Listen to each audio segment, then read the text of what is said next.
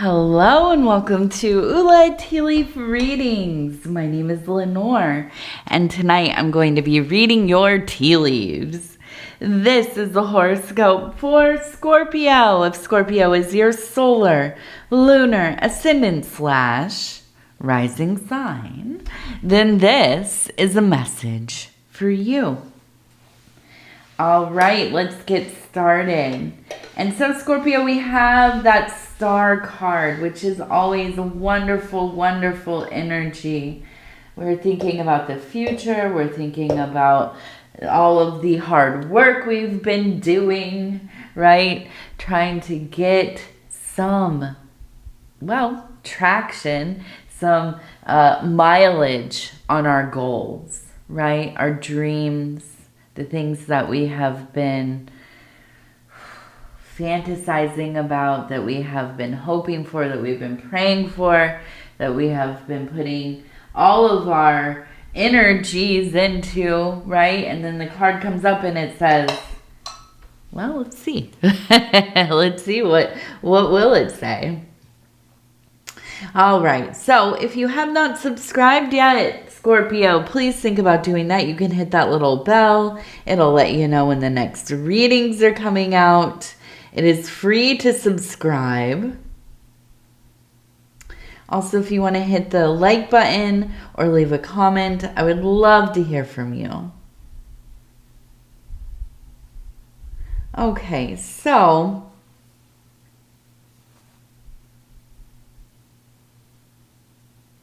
we have the energy of, it's a lot of feminine energy today. We have starting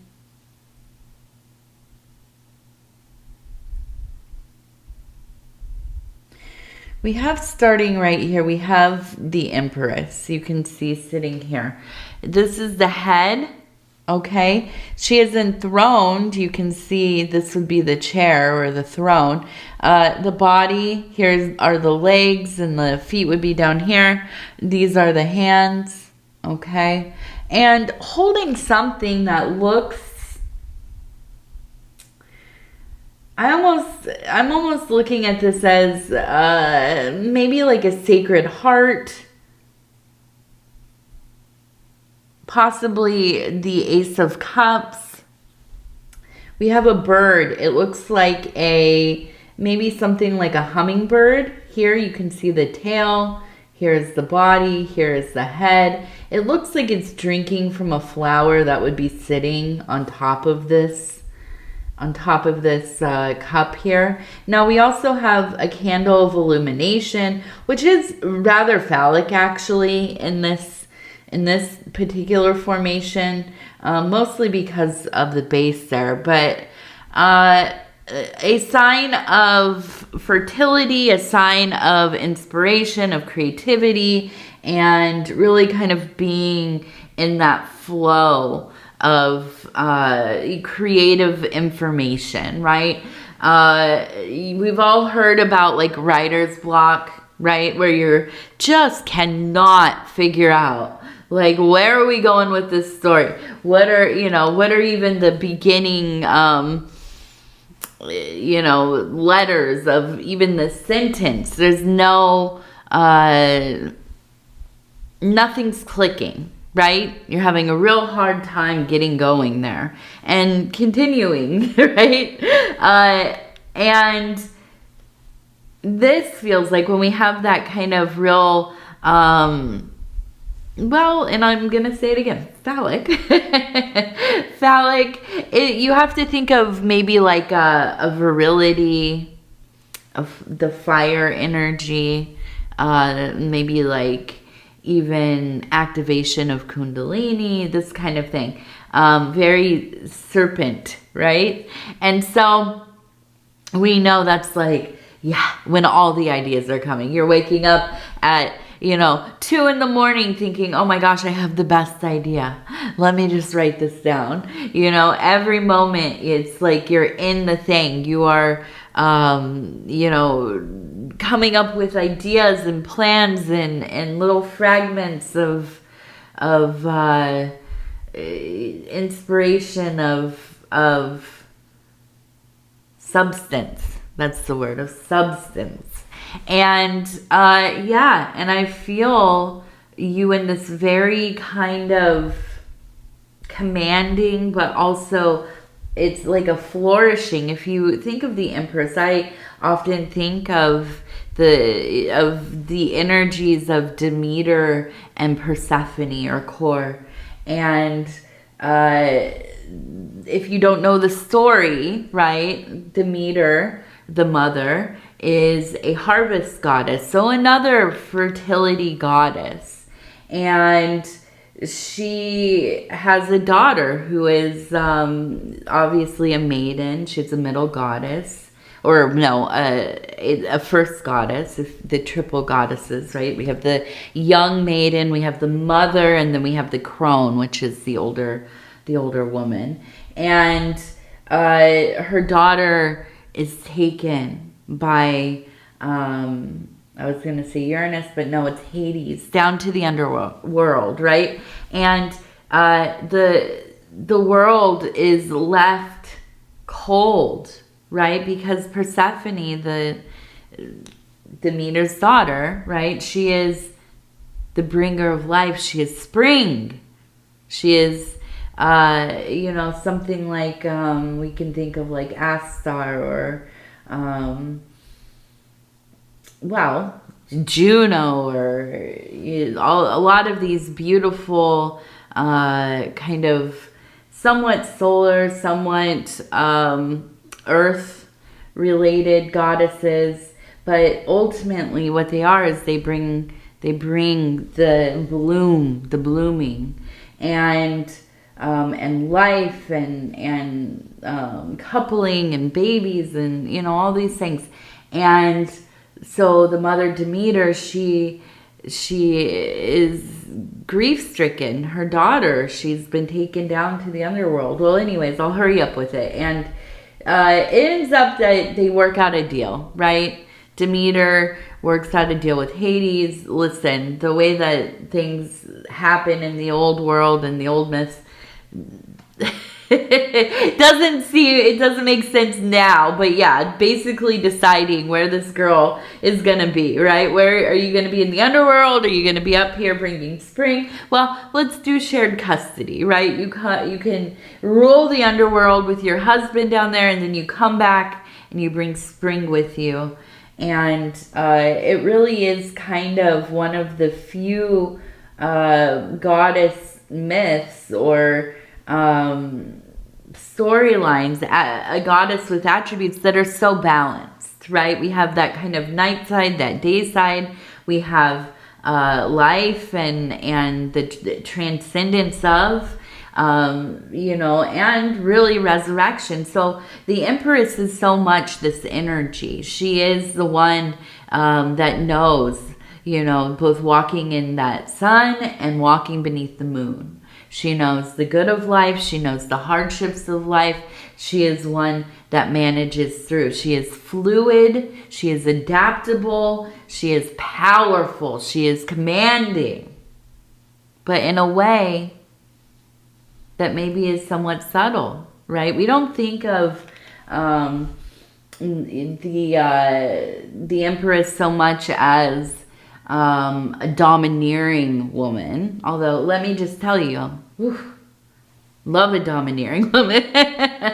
Love that energy. Yes, really. But she's not, right? The Empress is thoughtful, moving with the elements, with the natural order of things, okay? Also, very in line with the High Priestess in this elevated intuition, this knowing, okay? So I see this, and I feel that you're in a place of really understanding where you have been, where you want to go. But in this moment, I feel like there is maybe a call for investigation within the now. I feel like you've been living in the past quite a bit. You've been living in maybe your fantasies about the future, be that positive or negative, right? Are you worrying about what's going to happen? Are you lamenting? Are you catastrophizing? I know a lot of people are in a place of great worry. I can't speak to if that's right or wrong. I don't know. I'm an anxiety-ridden lady over here. So, it's not easy, is it? But I see a call to focusing on what is right in front of you, what is around you. This is how I believe, and you can tell maybe I've contemplated some of these archetypes quite deeply. I think about them as I think about a friend. Somebody that I grew up with, somebody that I know, somebody's older sister, their father, whatever. But to think of these as dynamic beings.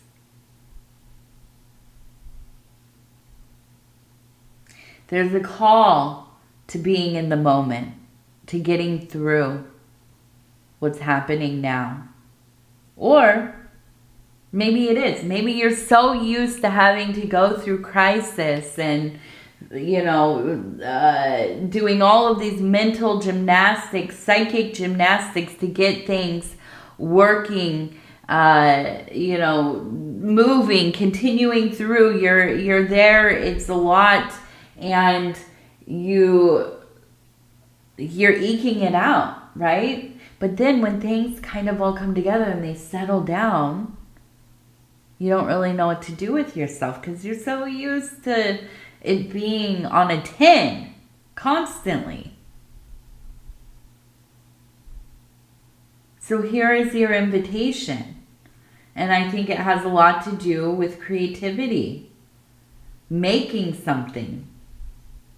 Doing something. Starting a company, a business, a side hustle. Or maybe this has nothing to do with looking for money or, creating something to create resource. Maybe this is a belovedness, a need to express yourself, to make something of all that is within, right? And sometimes it just is like that. Sometimes it just wants to get out of us. Now, I see a person standing here, okay? Here's the head, here's the body, a large dress, or maybe it is an apron or a robe or whatever it is. I see the hand raised again. We have a bird. And so I know this is about getting that message out.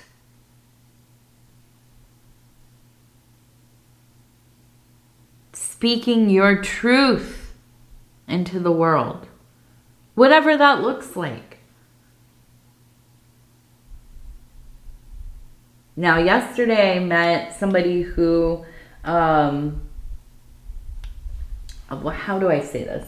They have a small business, right? And it's an established thing that, I don't want to put names of companies and stuff, but it's kind of like one of those things like our moms or grandmas used to do. You go and order makeup from them and, that kind of thing.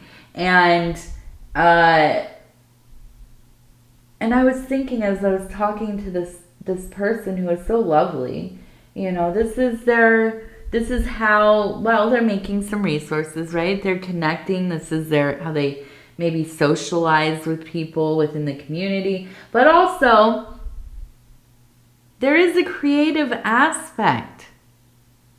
This is a person expressing themselves, putting themselves out there on the line. Now, I know we can sometimes think of these kinds of things as like, oh, it's, whatever.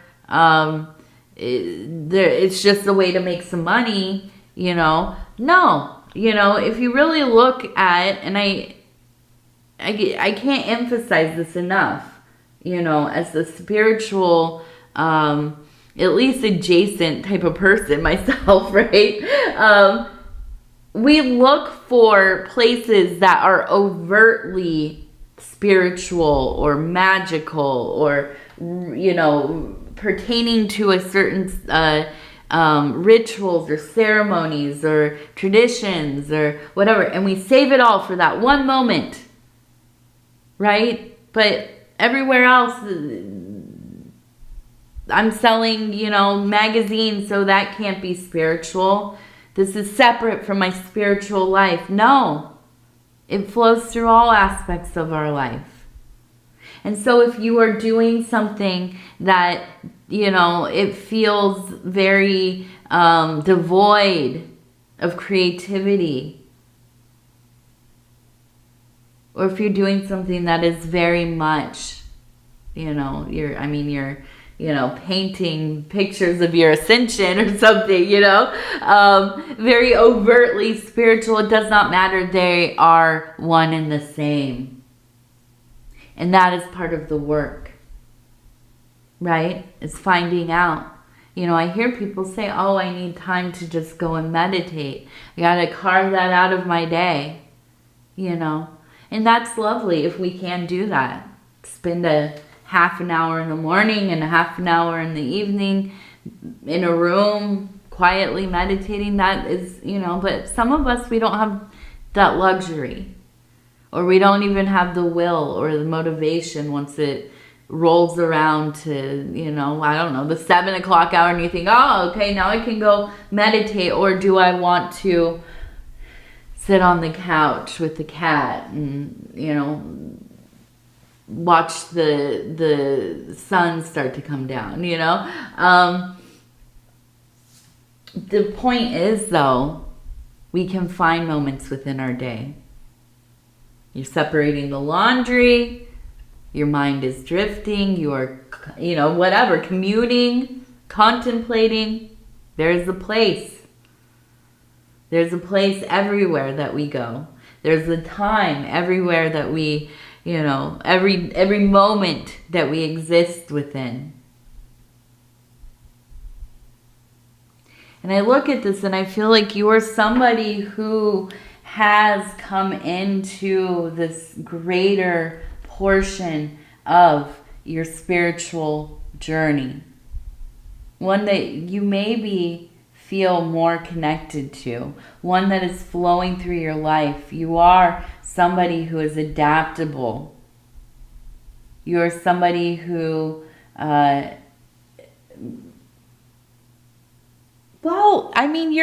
you have been initiated, right? I can't imagine that you have not. If that means initiation through your work, through self-initiation is what they call it, right? Or if you're in a particular grade system or a religion or, a spiritual path, it doesn't matter, right?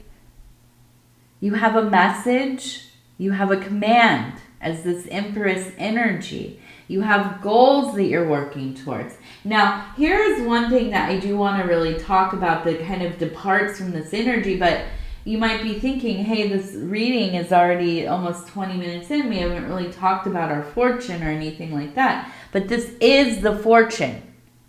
You are in a place of strength.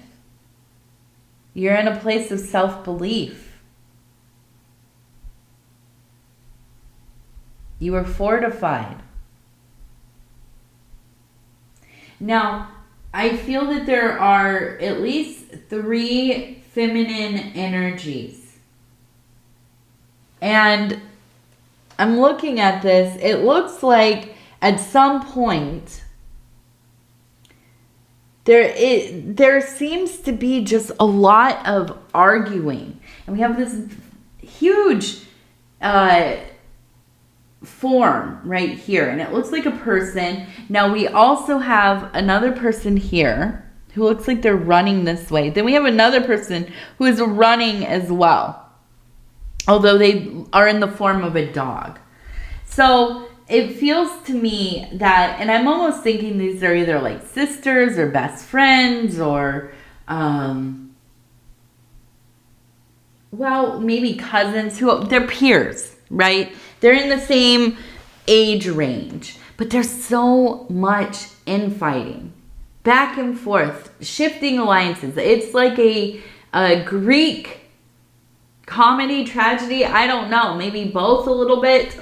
But I feel like for you, this has been very, it causes a lot of commotion in your life. Now, I don't know if you're one of the three or if you are kind of on the outside of the three. Maybe you are the other sibling, the parent. Maybe these are, you know, your aunties and your mom, something. Again, it could be a group of friends, but it feels like you are often the mediator, or you're often the one that tries to just kind of stay like Switzerland, right? But I think that it really can stress you out. I mean, really, I feel like it just, there's a sense of, this is too much. I'm turning into my own life now, right? I don't want to be involved in this like constant battle. And I don't think it's over anything super important. In fact, I feel this, and it almost is like something ridiculous. Well, it doesn't feel ridiculous when it's happening because, of course, I like you, have family, so I know. But something like hosting holidays, right? Or figuring out who's doing what for the holidays.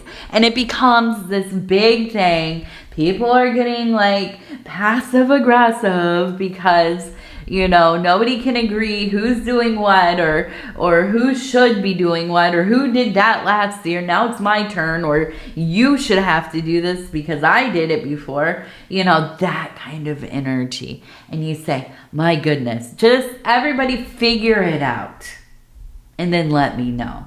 That's the energy of a Scorpio. Just figure it out. Let me know. Guess what? I'm going to do it my own way anyways. Whatever you say, I'm going to forget and I'm going to do it my way. That's all right. We all need that energy a little bit. I, as a Virgo, am always just worried about everything. Do we have enough? Is everything going to be okay? You know, I don't want to take the lead necessarily, but I'll do all of the, you know, tedium. I'm pretty good at that. So we need a Scorpio to come in and say, this is what's up. You know, so we have a little heart over here. So I do feel like, especially despite the family politics or dynamics, there's so much love, right? And of course there is. Of course there is. Why else would you be dealing with all this? Scorpio, you don't hang around just to hang around. You have to have some kind of connection to really be involved. And even with family, right? It's not just kind of like I feel some kind of responsibility to show up here. No, you're going to show up because you want to be there, even if at times it can be a little trying, right?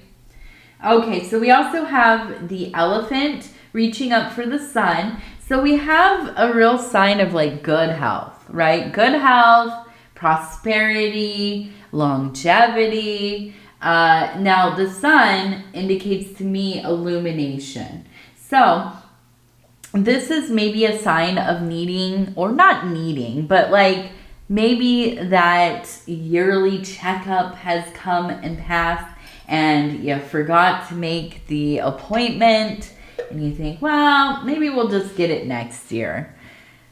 You know, the tea leaves are telling me, yeah, maybe you just go and do the thing, right? Just, not that there's anything to worry about, but maybe we don't put it off, right?